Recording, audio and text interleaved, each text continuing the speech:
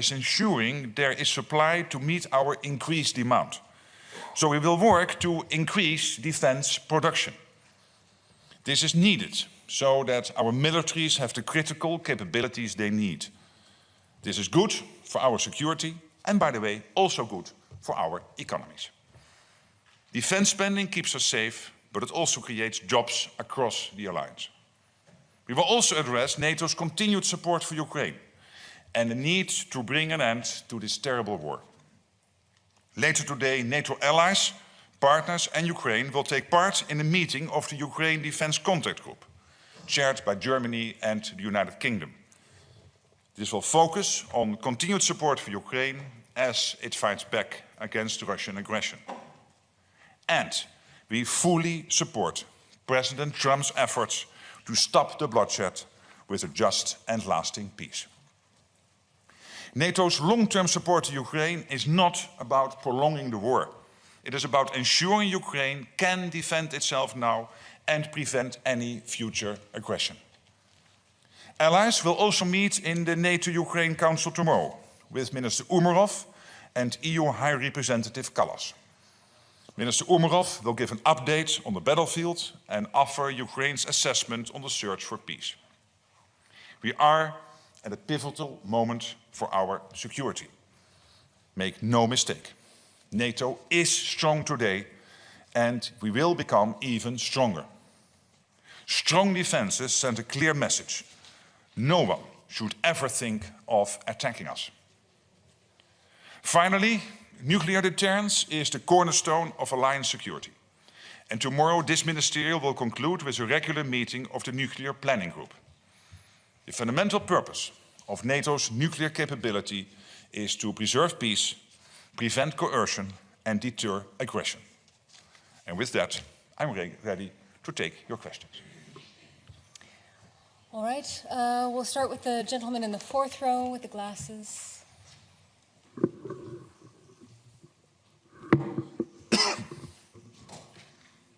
Thank you. Sven-Christian Schulz, Redaktionsnetzwerk Deutschland, German newspaper network R&D.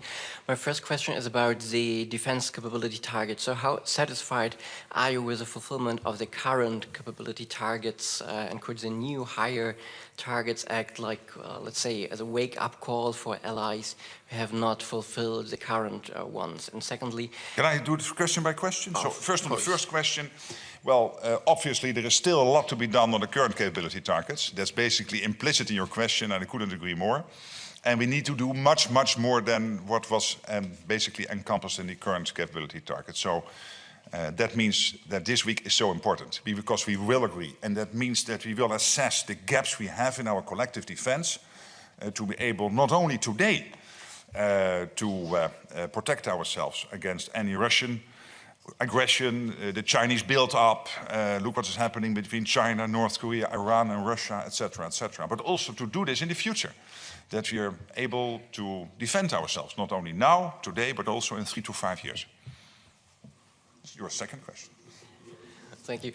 Regarding the peace negotiations with Russia and Ukraine in Istanbul, after this negotiations, peace does not seem any closer today. So with this in mind, are you convinced that peace is possible through negotiations with Putin, or is he just gambling?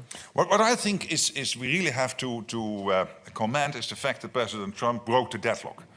Because still January this year, there were no direct conversations ongoing between the US and Russia. And I think it was important that Trump did this.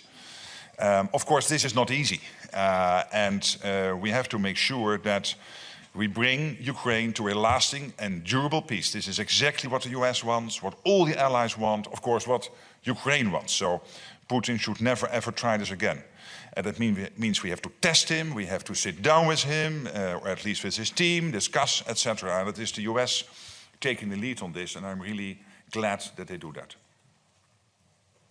All right, second row, Agence France Presse. Hello, Secretary General. Good morning.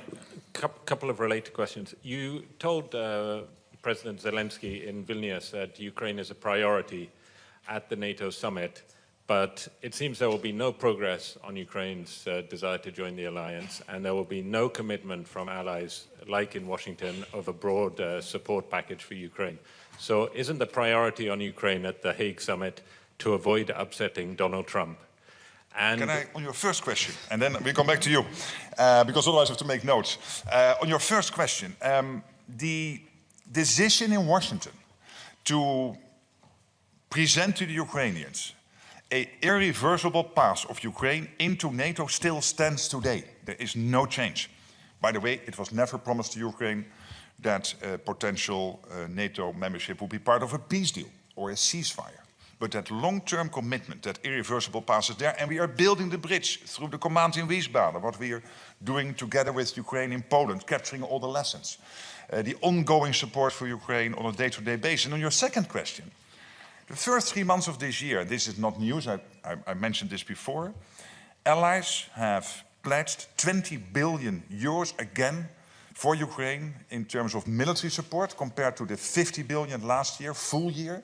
On the first 3 months of this year, again, 20 billion and more will come in. We will have the UDCG today, the Ukraine Defense Contract Group, and I'm absolutely confident and have reason to believe that more commitments will be made today.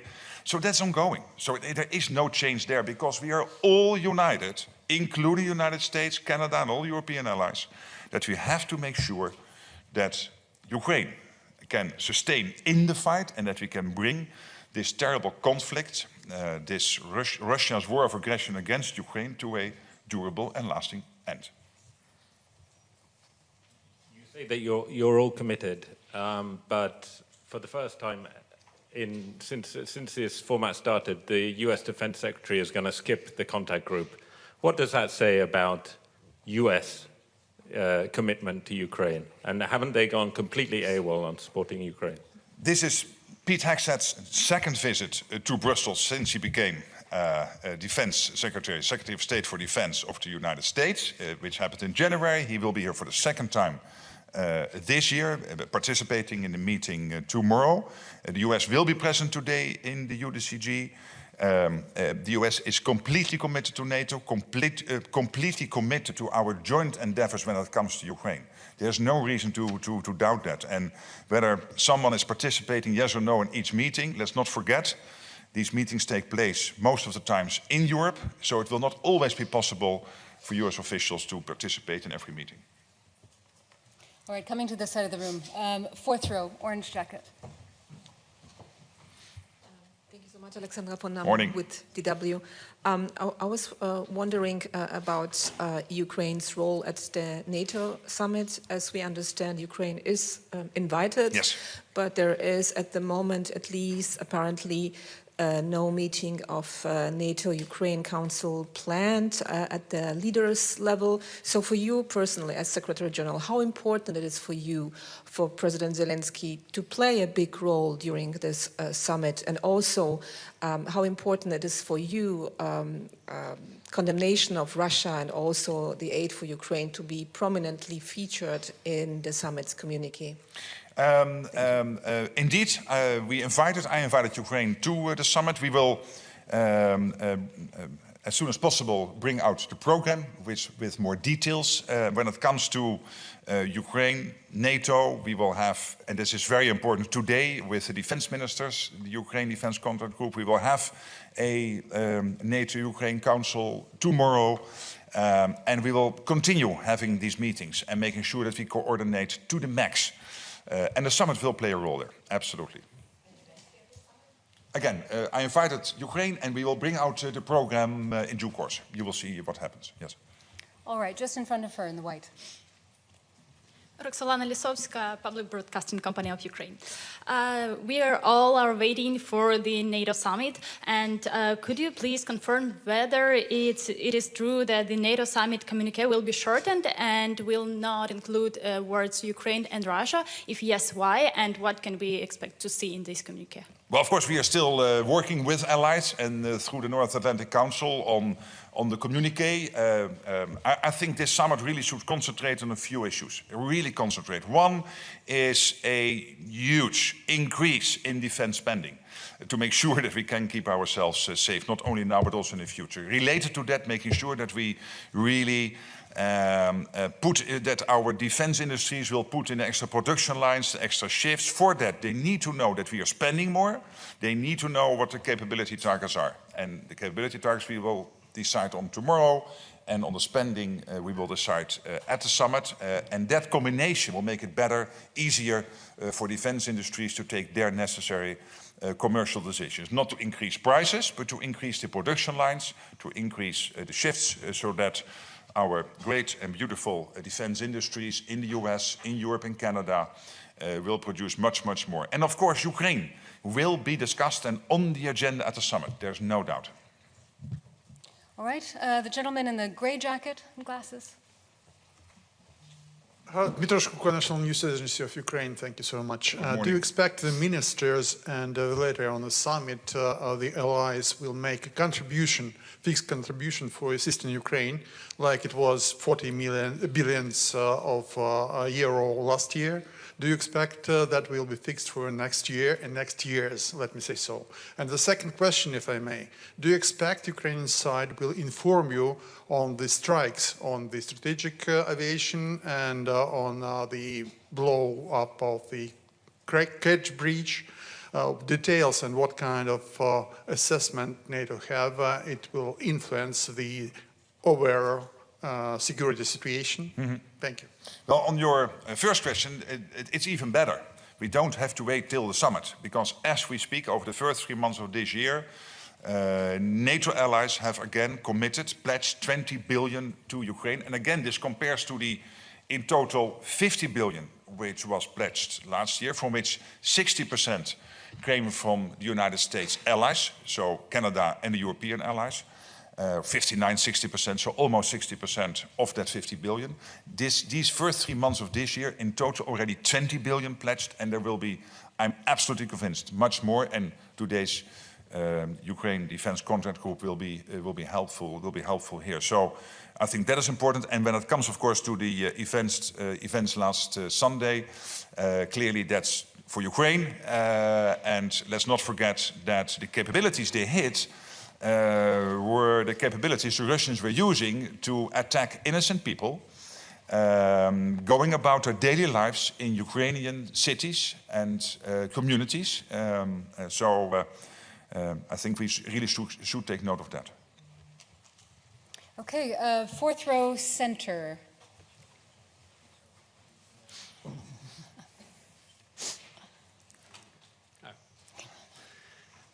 Yes, thank you, Mr. Secretary-General. How unfortunate is it that the Dutch government has collapsed 3 weeks before the summit, and how important it is, you think, that Dutch Parliament will allow the caretaker government to decide on the new investment plan? And just for the record, you're staying here, right? Or yes. Is duty calling? I'm staying here, obviously I should not comment about Dutch politics, but I'm really absolutely positively convinced that at the summit with the 32 we will come to an agreement when it comes to this really big increase in defense spending, in defense industrial production, keeping the support for Ukraine going. I'm absolutely convinced. All right, and then coming to the second row here in the center. Secretary General, I have rather 2 questions. The first one is about external politics and the other one about internal politics. So about the external. The United States plan to withdraw their troops from Europe. How would Russia and China and the other countries that are not so friendly to NATO evaluate that? And the Can I do it question by question? So on your, yeah. And then you can then ask the second question if the gentleman is able to sustain that position. Thank you. Yeah. On the first question, there are no plans at the moment for the US to withdraw troops. What we do know is that, one, the US is completely committed to NATO. They expect European and Canadian allies to spend much more, because why would they spend X percentage on defense and then the rest of the alliance a lower percentage? So we have to increase spending, first of all, because we have to reach all those capability targets and close the gaps we still have to make sure that we can also fight the Russians if they try to attack us in 3 to 5 years, but also to equalize with the United States. And I think that is only fair.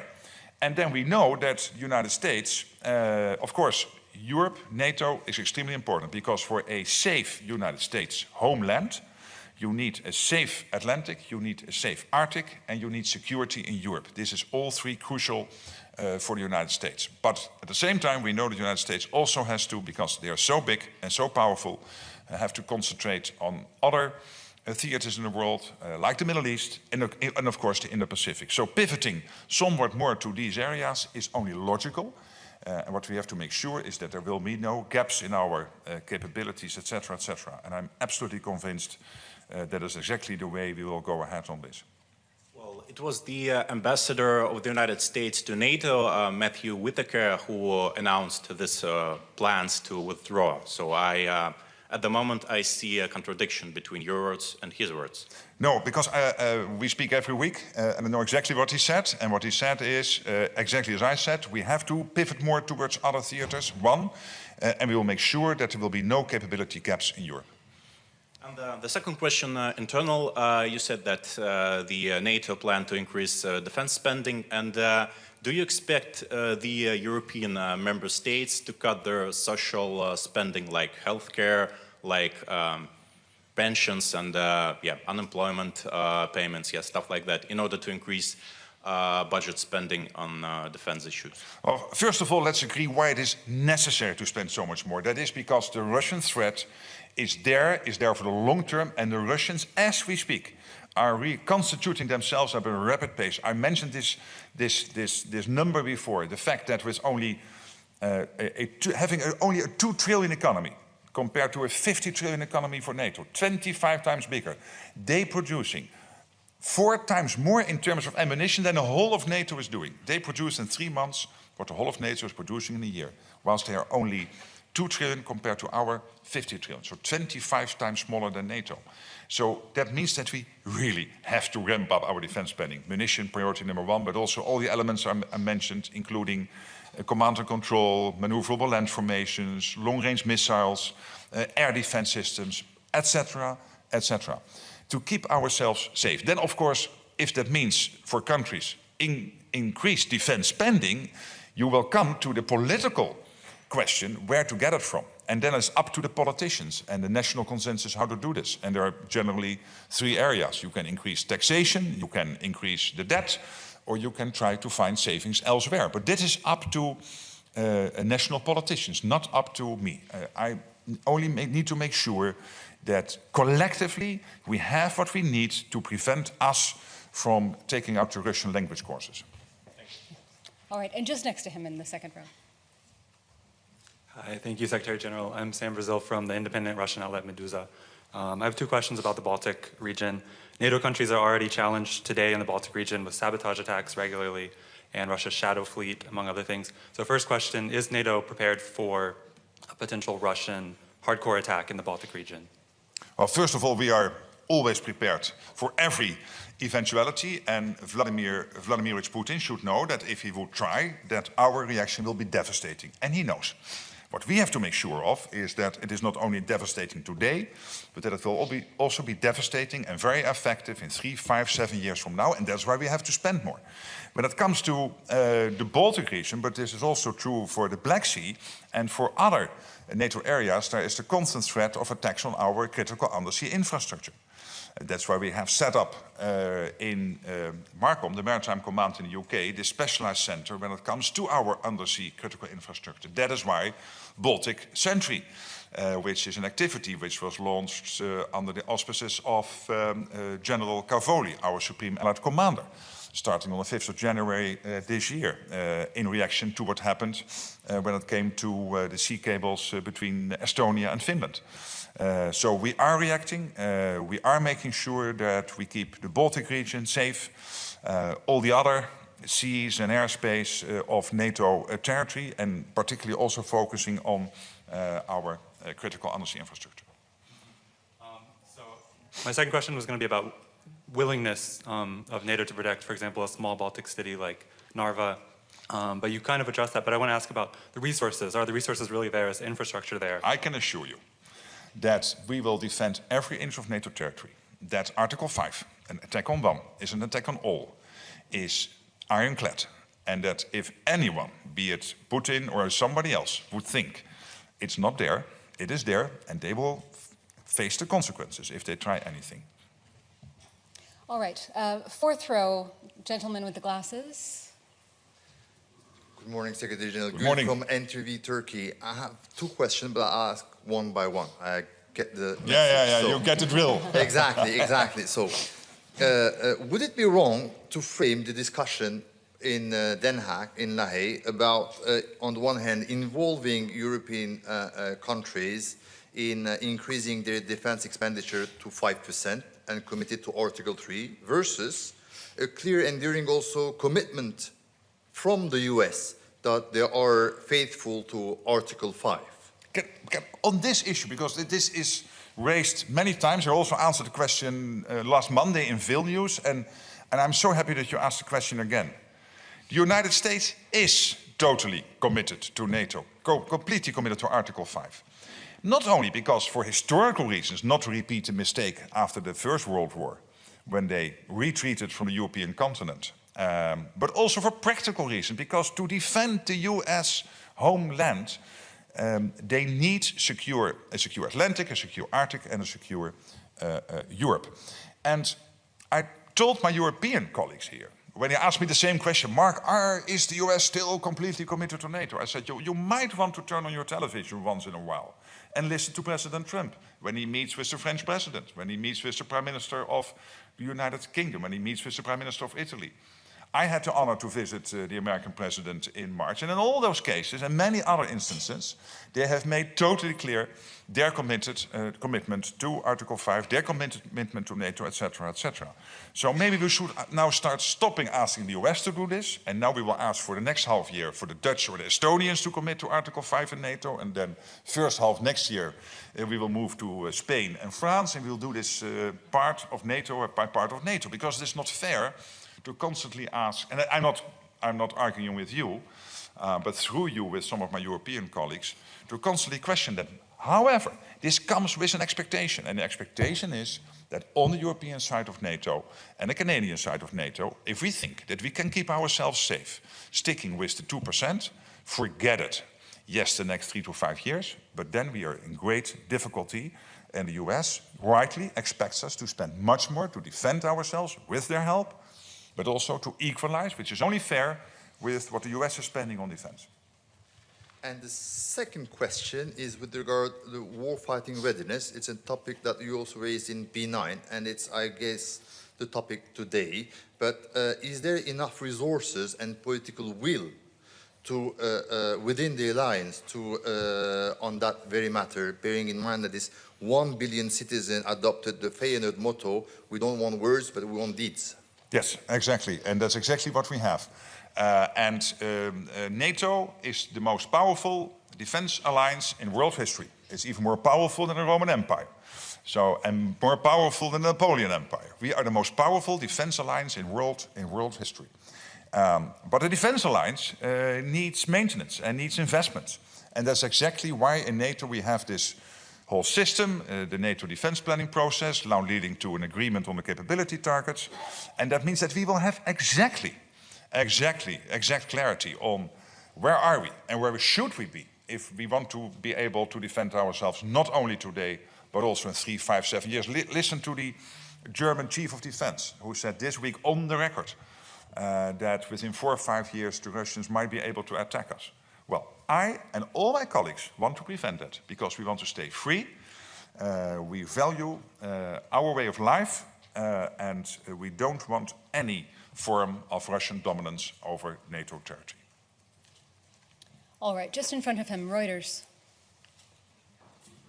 Andrew Gray from Reuters. Secretary General, you said that Ukraine is invited to the summit at The Hague. When you say Ukraine, do you mean specifically President Zelensky? And is he invited to the summit itself? Would there be a NATO-Ukraine Council, or just to the dinner? And if that's the case, isn't that a diplomatic downgrade on previous summits? As I said to your colleague, we will publish the program in due course. All right, coming here, fourth row, the woman in the peach jacket. Thank you, Binna Chung Morning. with South Korean news agency Yonhap. The newly elected South Korean president took office today. Yes. So what would be your message to him? And in this regard, are you now in a position to officially announce the invitation of IP4 countries to the Hague Summit? Thank you. Well, again, on the program, we will publish that in due course. But of course, there is a tradition of the IP4 participating in NATO meetings. And personally, I very much look forward to working with the new Korean president. I wish him luck and well in his important endeavors. It's not an easy job because there is so much at stake, of course, in the Indo-Pacific, in Korea, but also in his relations, the very important relations Korea has with the rest of the world. So I'm there to help, to support, and to build that relationship, and I really look forward to doing that. And I wish him every success. All right, I think we have time for a couple more questions. The woman here in the front. Hi, thank you. Ksenia Polska, Deutsche Welle, Ukrainian and Russian. I have a question on the Spiderweb operation carried out by Ukrainian armed forces in Russia. It's a couple of questions, so maybe, yeah, we know the drill. Has the attack changed the perception of what Ukraine's and Russia's armies are capable of? And has it changed the balance of power in a way that could actually affect the negotiations? I think there's good reason for me not to comment on everything happening at the battlefield. You know, Ukraine has our full support. All allies want Ukraine to be in the best possible position in the peace talks. We want to bring this conflict to a durable end. And when it comes to a specific operation last Sunday, as I mentioned to one of your colleagues, clearly what they targeted is Russia's capability to hit out, to target with missiles and other means innocent Ukrainian civilians in cities, in communities all over Ukraine. And I clearly take note of that, but let me not comment on every step and then assess what that means for the standing and the war, etc., because that's not always helpful. Well, I have to ask this question because, of course, my newsroom, my newsroom is expecting. I cannot let you go without asking the question. But you said you don't want to go into details. Still, I have to. Was Ukraine using intelligence of NATO allies for that Pavutina Spiderweb operation? As I said on your previous question, it's tradition for us to not comment on every Ukrainian operation or every Russian operation. Sometimes we do, sometimes we don't comment on it. And in this case, my comment is clearly on the targets of the Ukrainian operation. And these are Russian capabilities they use to do this indiscriminate, unprovoked attacks on innocent Ukrainian civilians, cities, etc. And that's terrible that they do this. And I take note of the fact that Ukraine was targeting those capabilities. All right, and final question to the gentleman just behind her. Thank you. Sergei Sidorenko, European Pravda, Ukraine. I'd like to ask you about your vision and allies' vision on distribution of this, let's say, 5% or what you would finally define. Ukraine is getting support, Ukrainian armed forces are getting support from the alliance. Do you see that this support can be accounted as part of hard security expenses, or it could be only a kind of defense-related expenses, or it can be both, or it's still under discussion? And anyway, would Ukraine account for taking part in this high investment, which can amount up to 5%? Thank you. First of all, it would be strange and not wise if in NATO we would take decisions on spending more and then doing it in such a way that it would somehow work against Ukraine getting what it needs going forward to stay in the fight and be in the best possible position in the peace talks. So we will make sure that we will design the new investment plan in such a way that it will not impact the way our allies are working with Ukraine to make sure that you have what you need to stay in the fight. All right, thank you all so much. We will see you back here tomorrow. Thank you. See you tomorrow.